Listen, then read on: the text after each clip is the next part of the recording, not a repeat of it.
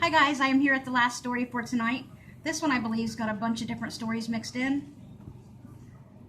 C.S. Lewis Miracles. By miracles we don't mean contradictions to nature. We meant that, left to her own resources, she could never produce them. And this one is called Miracles in Multiples. Miracles in multiples. I thought it was going to say miracles in multitudes there for a minute. These glasses are a little fuzzy, but they're my prescription ones. Every time I get prescription glasses, they're always a little hard to see out of, and I don't know why. The Jewish feast Hanukkah, the Festival of Lights, celebrates an event when a one-day supply of oil burned for 8 days to protect God's people. Jesus multiplied loaves and fishes to feed his followers on more than one occasion. And apparently, God continues to make something out of nothing when his people require it. In El Paso, Texas, yes, he does. Such a phenomenon started when members of Our Lady's Youth Center read a Bible passage about preparing for a banquet. When you give a banquet, invite the poor, the crippled, the lame. This was probably at the wedding banquet and they wouldn't come. The blind, and you will be blessed. Luke 14:13 through 14. Have you ever given a party like that? Asked Father Richard Thomas S.J., the director of the center. I certainly haven't. Members of the group were a little surprised. The consensus among them was that Father Thomas really lived by his vow of poverty. His room at the center had a cot, a bureau, a few books, and no air conditioning. Further, Father had recently been working with the Mexican trash grubbers and their families in Juarez, Mexico. These were destitute people who supported themselves by selling items dug from the garbage pits across the Rio Grande. On a good week, a rag picker could earn about $5. Members of the Bible looked at one another. Christmas was coming. What if, the Bible study, what if they have a party for those people, the poorest of the poor? We felt we could donate enough food for 100 people, says one. So we planned for 150 just in case.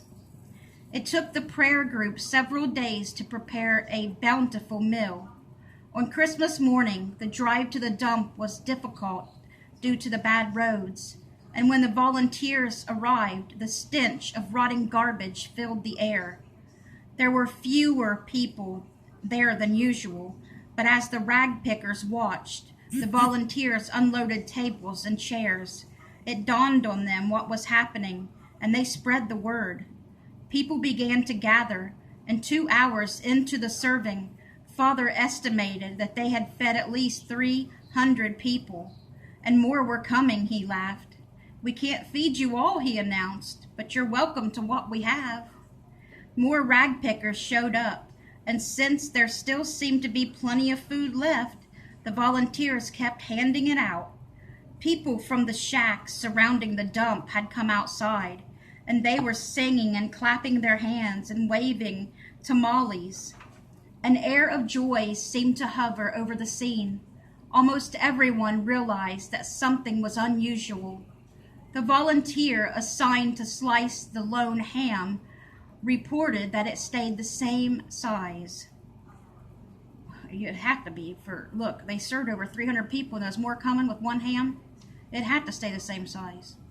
Although hundreds of guests had received a generous portion, tamales seemed to multiply in their serving bowls. There was even enough candy for every child. When 5 horns had passed and all had finally eaten, leftovers in abundance were given to the guest and stowed in a pickup truck to be donated to a nearby orphanage. Members of the prayer group drove home baffled but encouraged by the bounty inexplicably provided for them on Christmas. They decided to continue what they had begun. reaching out with both material and spiritual help to their Juarez neighbors. Gradually, things began to change. Long-standing feuds among the trash grubbers diminished, replaced by reconciliation and healing. The dump eventually closed, but by the time volunteers from both cities had built a food and fish ranch, a brickyard, and a water cistern, spiritual conversions abounded. When Father Thomas said Mass, there were often healings experienced in the congregation. Food and other items mysteriously increased, but never in a predictable pattern. When a movie producer visited the ranch to film a documentary, it explicitly stopped raining and a double rainbow appeared almost as a welcome. Humble and kind, Father Thomas was never one to emphasize or even record phenomenon. We don't have to help to keep track of all the miracles God does here, he once pointed out, but under his leadership, the center has grown to include food banks, medical and dental clinics, a daycare, prison and mental hospitals, ministries and schools. When Father died in 2006, everything was ready to be turned over to volunteers from both sides of the border, and perhaps that's the best multiplication miracle of all. Ellen Freeman, author of Touched by Angels, observed a multiplication miracle while a college student at Barnard during the summer of 1969. She lived with a small prayer community in Ann Arbor, Michigan. The men and women roomed in separate houses but come together for dinner. We all contributed to the grocery bill, and each night one person cooked, Elaine says. Guests were always welcome, too, whether they were part of the academic community or passerbys in need of a meal.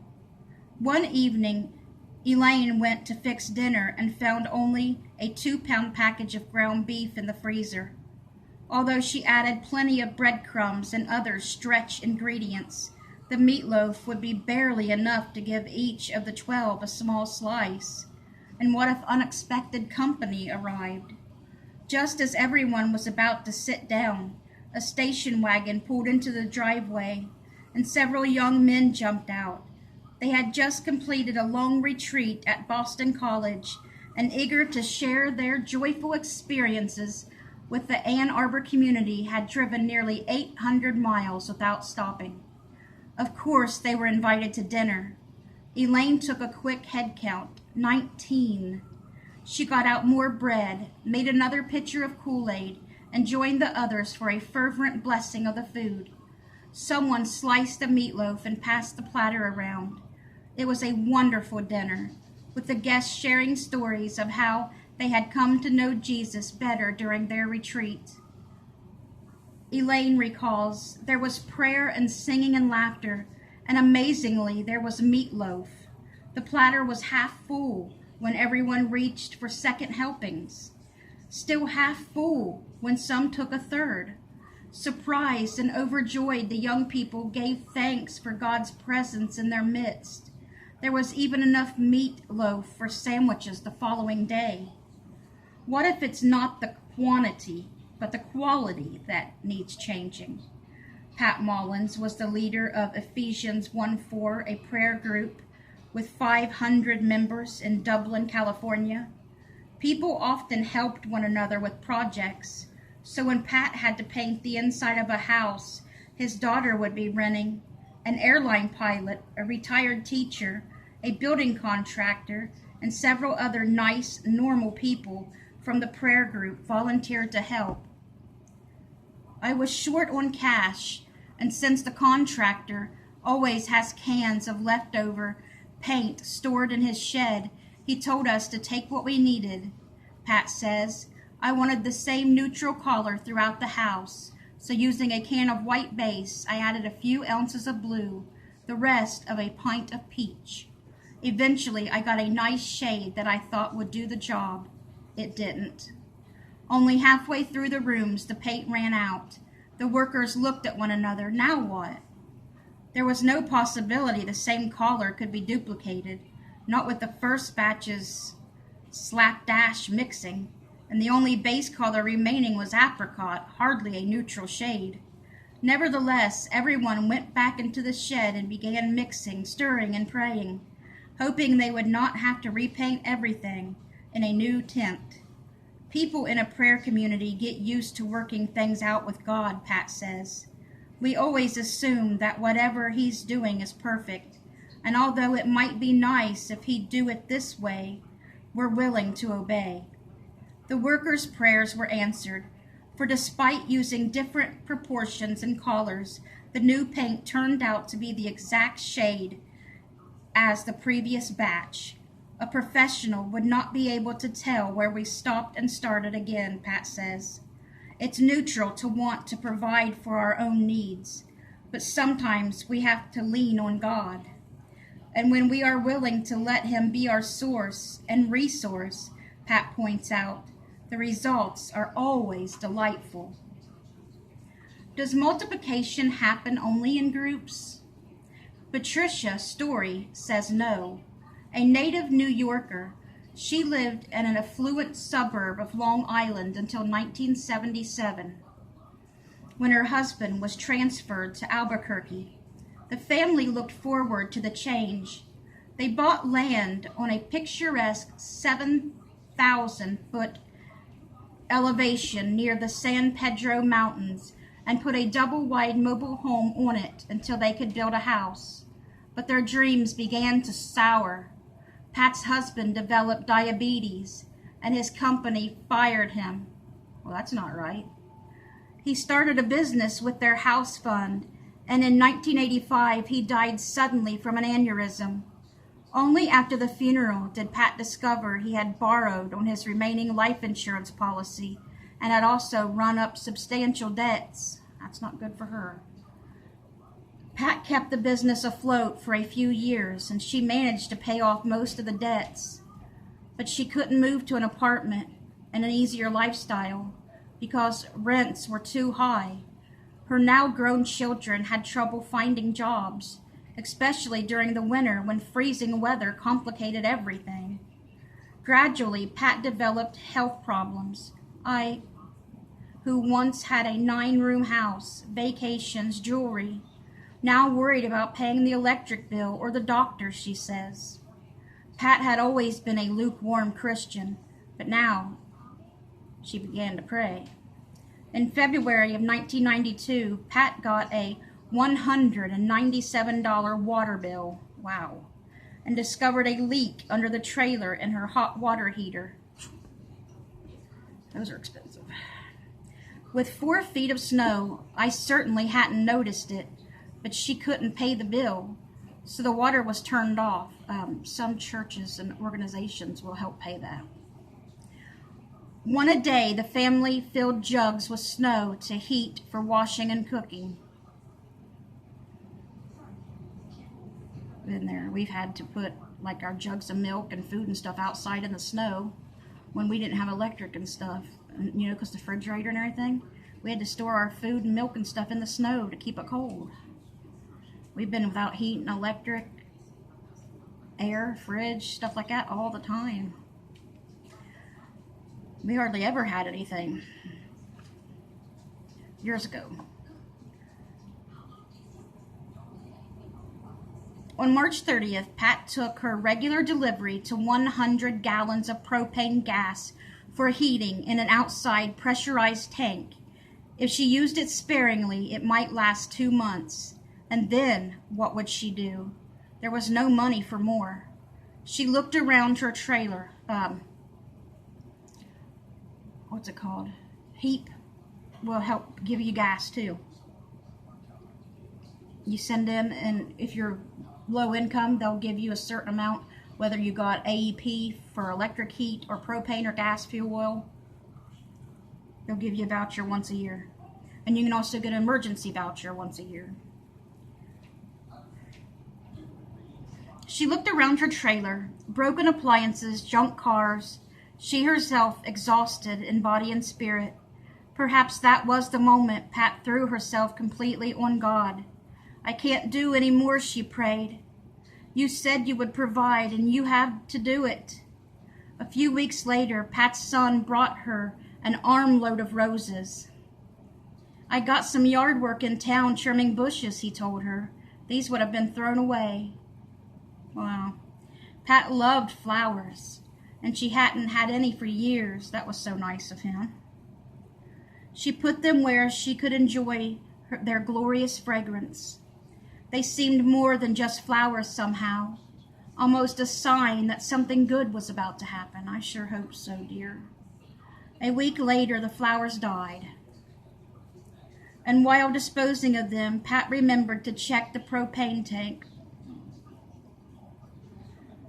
Oh no. When she looked at the gauge, she was incredulous. There were still 90 gallons remaining, even though it should be registering less than half full. Was the gauge broken? Put one of those big long sticks down in there and you measure it. That's all we did. The gas company said no, adding that Pat wasn't using much fuel. But she hadn't altered her routine. Yet months passed and the gauge stayed almost in the same spot. With large fuel costs absent, Pat started catching up, and other little oddities occurred. When her expensive eyeglasses broke, her daughter bought her a pair for $11.95. Wow, that worked better than any Pat had previously owned. These are my prescription glasses, and the ones that I buy are better than these. So I know what she means. Another daughter found a job just as everyone needed new clothes. They're helping each other. That's wonderful. My family don't do that. After a fall, Pat learned that she had broken a bone in her leg. Oh. But it had somehow healed by itself, and the propane kept coming. How did she break her leg and not know it and heal itself? Finally, in November, 9 months after her last order, Pat took another shipment of fuel for winter. I gave you less than usual because you still have some left from last year, the delivery man commented. Funny, isn't it? No, not funny, Pat feels miraculous. And the real marvel may not be the propane as much as her own growing trust. Born out of surrender to God, I don't know what the future holds for us, but we are all closer to God, she says. I had developed a strong prayer life, and when I can share something, I do. I'm learning that it always comes back 100-fold. So true, so true. Let me stop this story and tell you guys a story. We was at church one Sunday morning. Had $10 to our name. And they're like, we're going to put it in the collection plate. All we had was $10 to our name. That was it. No more money, nowhere. So we put our whole $10 in the collection plate, and then later that day or whatever, Dad had gave us $50 or $100 for a certain holiday or birthday or something. So we got back like 100-fold, you know, what we had put in.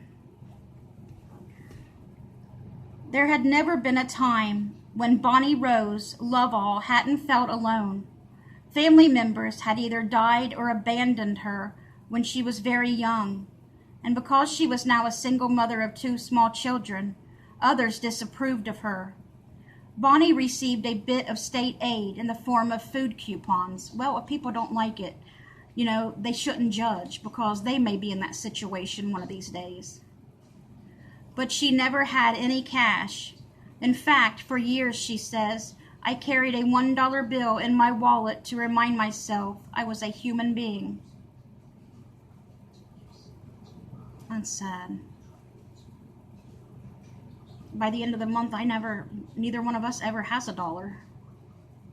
But that's sad, though, because you know those kids are going to be at the store crying, they want this and that, and she's always going to have to tell them no, and the kids, if they're young kids, they ain't going to understand about money situations, and I know how it is, having kids at the store, and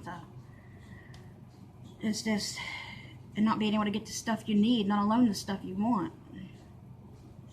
It was during this bleak and difficult period that Bonnie became aware of a higher power. She had never known God, but one day I asked for help to raise my children. Was this how one prayed? She had nobody to talk it over with, and her solitary life continued. It was always a struggle to keep food on the table. I'd like to talk to her, especially when she ran out of coupons. But one Sunday night, Bonnie looked at her almost bare cabinets with real concern. We'd share our food with her. I could watch the kids. How was she going to feed the kids until the end of the week? There were no kindly neighbors to lend her anything. No local food bank, just herself and the rapidly emptying refrigerator. Because let me tell you one thing. Food stamps do not last like people think they do. Oh, they get food stamps. They get free food. It's a little amount, and that has to last you the entire month. And when food prices and all that stuff goes up, they don't raise your amount. They don't raise your amount. They keep lowering it and lowering it and lowering it all the time. I know how it is. We never have enough to last to the end of the month, ever. Ever.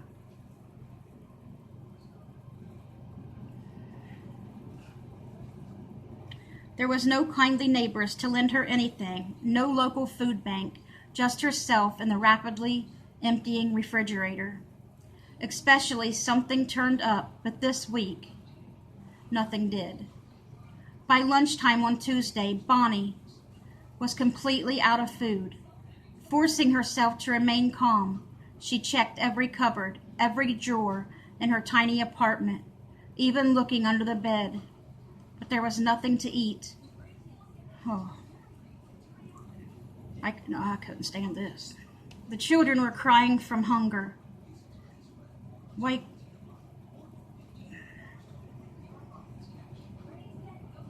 Why can't they help her more? The children were crying from hunger, and Bonnie pondered the situation. She had no one to turn to, no one at all but God. Yet her faith was so weak. It's a good time for it. It's a good time to practice it. She took a deep breath. God, the children need food, she said simply. Immediately, Bonnie felt an inner urge to look in the cupboards again. She resisted. Hadn't she already searched the bare shelves to no avail? But again, something stirred her, and this time she opened a cabinet. There was a box of macaroni and cheese sitting there. I can give her some of that. Bonnie recalls, I knew it had not been there earlier, and I felt shocked and grateful. Kids love that stuff. Quickly, she cooked the contents, and she had the children, and she and the children ate and ate. The pan still seemed full of macaroni. Bonnie put it into the refrigerator, ready to warm up again for supper. God had provided her daily bread after all, and probably have enough for tomorrow too. The macaroni fed them again that evening, but there was still almost a full pan remaining, see? Bonnie refrigerated it again that night, and the next night, and the next. We ate out of that pan for an entire week. And one box of macaroni don't make that much, you see what I'm saying? God kept it filled up like he did for Jesus with the fish and the bread. We ate all of that pan for the entire week until I was able to buy food again, she says. I knew I was having a supernatural experience, but who could I tell? Bonnie never wondered why God didn't furnish a bouquet rather than a humble box of macaroni. I think my faith then and now was like a child's, in that I just take what is provided at face value, she says. I had told God my problems, and I left the outcome to him. And that's why God loves little children. You cannot go to heaven unless you are like a little child. Because children are so innocent, so pure, and all they know is love. They appreciate the littlest things. That's all they know is love. I hope you guys enjoyed this story, and I hope you have a great night. Good night, guys.